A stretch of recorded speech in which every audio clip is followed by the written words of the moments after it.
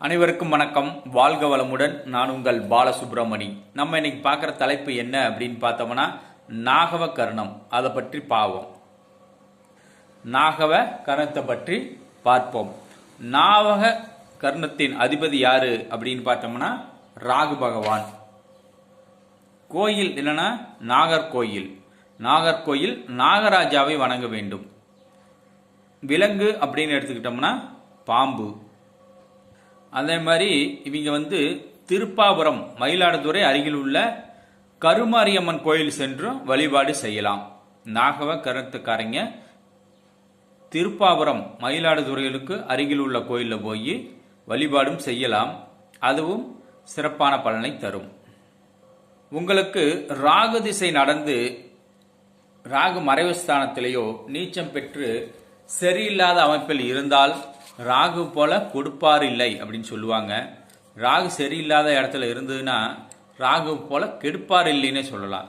ராகு எந்த இதாக இருந்தாலும் வேகமாக செய்யக்கூடிய கிரகம். நன்மையாக இருந்தாலும் ரொம்ப வேகமாக தான் செய்யும், தீமையாக இருந்தாலும் ரொம்ப வேகமாக தான் செய்யும். அது அசுப கிரகம். அதாவது அசுரர்கள் எவ்வளோ வேகமாக இருப்பாங்க, தேவர்கள் கொஞ்சம் சுலவாக தான் இருப்பாங்க. அசுரர்கள் ரொம்ப வேகமாக இருப்பாங்க. அந்த மாதிரி ராகு பகவான் கொடுப்பதும் வேகமாக கொடுக்கும், அழிப்பதும் வேகமாக அழிக்கும்.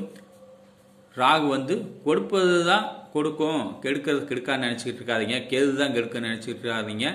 ராகு கொடுத்தாலும் பெருசாக தான் கொடுக்கும், அடி கொடுத்தாலும் பெருசாக தான் குடிக்கும், நன்மையை கொடுத்தாலும் பெருசாக தான் கொடுக்கும். அதனால் நாகவ கர்ணம் வர நாளில் போய் நீங்கள் நாகர்கோயில் இருக்கும் நாகராஜாவை போய் வழிபாடு செய்யுங்க. அதே மாதிரி ராகு பகவானுக்கு வெள்ளிக்கிழமை ஞாயிற்றுக்கிழமை ராகு கால வேளையில் போய் விளக்கு போட்டு உங்கள் அருகில் உள்ள கோயிலில் கும்பிட்டு வரலாம். அதே மாதிரி ராகுவின் நட்சத்திரமான சதயம், சுவாதி, திருவாதிரை இந்த நட்சத்திரம் வர நாள்லையும் ராகு பகவானை போய் வணங்குவது மிகச் சிறப்பு. அதுக்கப்புறம் நீங்கள் உளுந்து வடை, அதாவது உளுந்தில் வீட்டிலே வடை சுட்டு 4 பேர்த்துக்கு தான தர்மங்கள் செய்யலாம். அதை செஞ்சாலும் கூட ராகுவின் தோஷம் குறையும். ராகுவின் உணவு உளுந்து. அதனால் உளுந்து வடை, உளுந்தில் செய்யப்பட்ட உணவுகளை தான தர்மங்கள், ஒரு சிவன் கோயிலுக்கே போனாலும் சரி, போனீங்கன்னா வீட்டில் உளுந்து வடை செஞ்சு கொண்டு போய் கொடுங்க ஆளுக்கு 2. இல்லைன்னா சாமி கும்பிட்டு கடையில் தான் ஆளுக்கு 2 வாங்கி கொடுங்க. ஒரு 10 வடை வாங்குங்க, ஒரு 5 பேர்த்துக்கு கொடுங்க.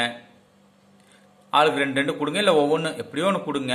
ராகு வாகல வேலையில் போய் ஞாயிற்றுக்கிழமை 4 to 6 வழிபாடு செஞ்சுட்டு உளுந்து வடை 10 20 உங்களால் முடிஞ்சது வாங்கி கொடுங்க. இதனால கூட ராகுவின் தோஷம் குறையும். அதே மாதிரி ராகு திசை நடக்கும்போது நீங்கள் நாககர்ணம் அப்படின்னா நீங்கள் கோழி அருங்க, புற்றுக்கண்ணுக்கு கோழி அருங்க. இது அசைவ வழிபாடு.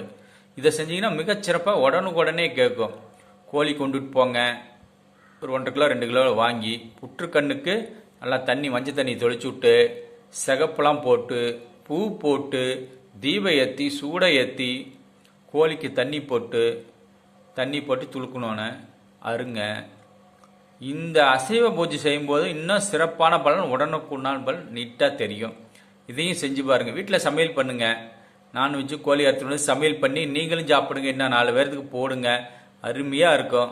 இந்த ராகுக்கு பிடிச்சதே அசைவ விருந்து தான்.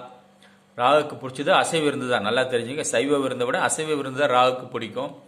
நீங்கள் கோழி அறுத்து, புற்றுக்கண்ணுக்கு கோழி அறுத்து அசைவ விருந்து செஞ்சு பாருங்கள். நீங்கள் நாக கருணமாக இருந்தாலும் சரி, ராகு திசை நடந்தாலும் சரி, உங்களுக்கு இதை செஞ்சீங்கன்னா அருமையாக இருக்கும். இதை செஞ்சு பாருங்கள். உங்கள் வாழ்க்கையில் இருக்கும் பிரச்சனைகளை தீருங்க. நலமுடன் வாழுங்கள், வளமுடன் வாழுங்கள், செல்வத்தோடு வாழுங்கள். வாழ்க வளமுடன். நன்றி, வணக்கம்.